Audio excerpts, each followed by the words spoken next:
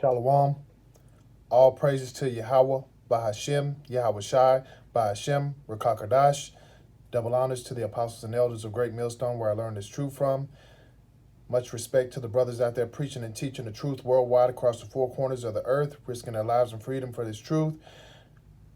Peace and salutations to the Akim and Akwaf that might be listening to this lesson on today. I'm going to do a lesson on being patient. And patience is needed in this truth because we know we're going through hell each and every day. That's not something that we have to say because it's already understood. And the definition of patience is the capacity to accept or tolerate delay, trouble, or suffering without getting angry or upset. Now, who am I to tell, anyone to be patient, to not get upset about being under wicked E's rule? We know that this is causing us vexation each and every day, and we're striving to do our best in our land of captivity and still do this work in truth and sincerity. But Philippians 4:16 says, be careful for nothing, but in everything by prayer and supplication with thanksgiving, let your requests be known unto Yahweh. So we should be anxious about nothing. We should be patient. We should understand that this is our lot. This is our time to get ourselves together. Do the work. Find our solace in that is almost over. That as the prophecies come to pass, that we're almost out of here. So this is an encouragement to be patient, but also be diligent, be prepared, be steadfast. But also, once again, be patient because our time is coming. Because if we also look at Romans 8:25, we will also have an understanding that, but if we hope for that we see not, then do we have patience for it? Salakia, let me read 24 and 25. For we are saved by hope, but hope that is seen is not hope. For what a man seeth, why do he yet hope for? But if we hope for that we see not, then do we have patience? Do we with patience wait for it? So we're hoping that we're of the elect. And we don't know that. We don't see that. We just hope that we are. But if we're hoping, do we have patience to wait on that time to come to where we know that we are of the elect? Are we going to still do the work? Even though we cannot see, we cannot determine if we are of the elect. We have to, if we're hoping for that to come to pass, which is for us to be beamed up in the chariots, then we have to wait on it. We have to be patient for it.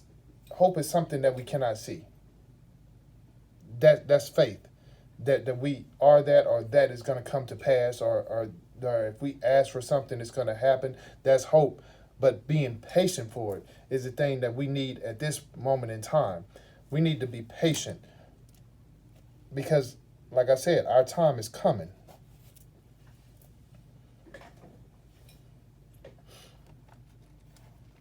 And like I said, this is one of those things that, when you're running a race and it's a long distance race and you're almost at the end, but you're tired and you're weary, and you're doing the best you can, but you want it to be over. You know what I'm saying? You want to meet the finish line. Well, if you're at that point, then we also need to understand that in Galatians 6:9 it says, "And let us not be weary in well doing, for in due season we shall reap if we faint not." So, like I said, as we're running this race of faith, as we're running this race with endurance, as we're running this faith, knowing that there is an end to this race, we have to not be weary in our well-doing. The things that we're doing, we can't be weary in it. We got to continue to push forward. We have to continue to the duration of it, to endure to the end, because we know if we do that, then we're going to reap what we sow. All the hard work that we put in, if we're doing that, we're going to reap what we sow. If we're being obedient, we're going to reap what we sow. If we're striving with excellence and diligence each and every day, we're going to reap what we sow. But we just can't faint. We can't fall out. We got to continue to push forward and push ahead, because we know that at the end is what is better than any of our expectations if we endure. But like I said, we got to do the work, and that's part of it, is the work. Faith without works is dead. So we got to continue to do the works each and every day, and not do it with any hesitation or reservation. This is about us.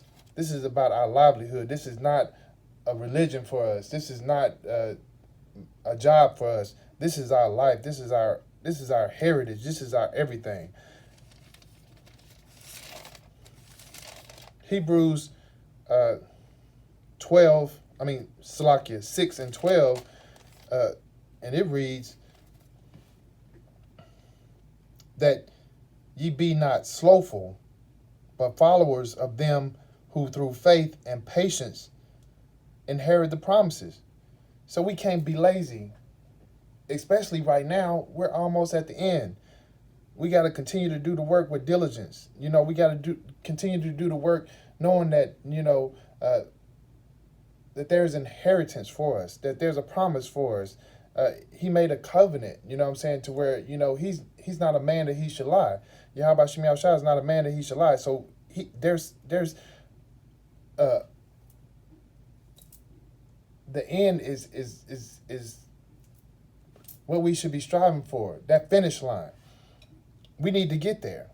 But in order to get there, we got to continue to do the work. We got to keep the faith. We got to be patient. Because if we're not lazy,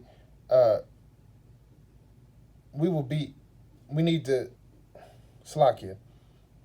to not be lazy, but followers of them, the men of great millstone, the ones that are preaching and teaching the truth worldwide, the full truth and nothing but the truth, the 144% truth. We're following them who, through faith and patience, inherit the promises. They're giving out the word. We're learning the word. We're going and abiding by the word, and we're teaching the word as we learn it. And if we do that and not be lazy, then we're going to inherit those promises also. So that's just what it's all about. Not being lazy, but being followers of those, who faith and patience inherit the promises. And that's what we want. We want the promises. We want to be transitioning into the kingdom with our big brother Yahweh Shai, to rule with him, to be with him in the midst of all the glory and all the beauty, that's going to be there in the New Jerusalem. That's what we're striving for. Because, though we've started the race, and though we've been in the race for many years, not necessarily in the truth, but though we've been in this life some of us for many years, and knowing that we've come through a struggle, and we've been through, our captivity, that this is hell for us as we learn this truth and as we get deeper and deeper, getting past the milk portion of our spirituality into the meat. We're learning, that we've been going through for many years and many lives, being reincarnated multiple times until we reach this point. We know that we're waiting to see that finish line. We're waiting to see, Yahweh shall come back in those chariots with the angels, and our expectation is to be on those chariots. So we know that the finish line is better than the beginning. And now where do I get that from?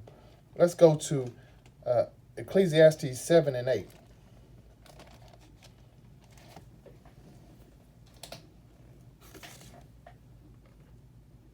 And it says, better is the end of a thing than the beginning thereof, and the patient in spirit is better than the proud in spirit.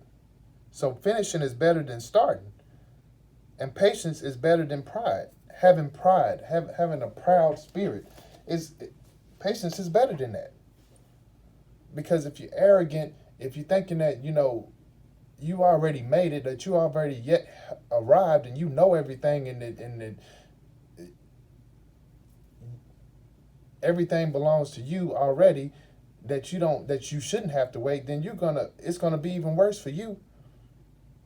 Matter of fact, you're not even gonna be in this truth, because you can't be in this truth and be proud. You have to be of a humble, meek spirit to be in this. Not saying that you have to be a low type person, because no, it's just that you have to be humble to where Yahweh Shem Yahushua can use you. And we know that that's true because of the men that he used. He used Moses, which was a humble man, a meek man. He used Noah. He used Job. I mean, we can go on and on, but I'm just saying, you can't be proud. You can't be arrogant. You have to be able to be used in this truth and in this walk. And finishing this race is going to be better than the startup.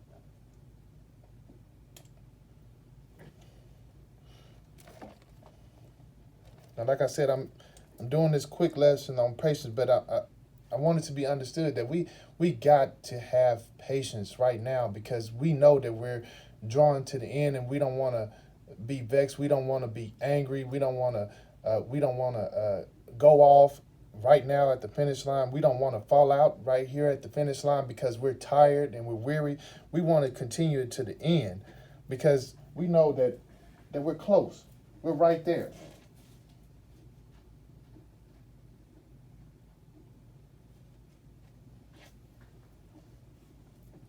And in knowing that, and all the things that we have done, we want to make it. We want to make it to the end.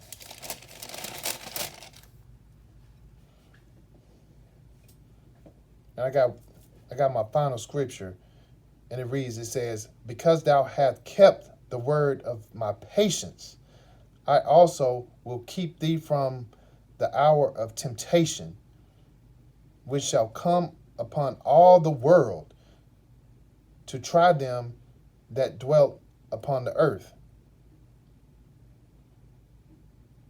So I'm gonna go on to 12. Behold, I come quickly.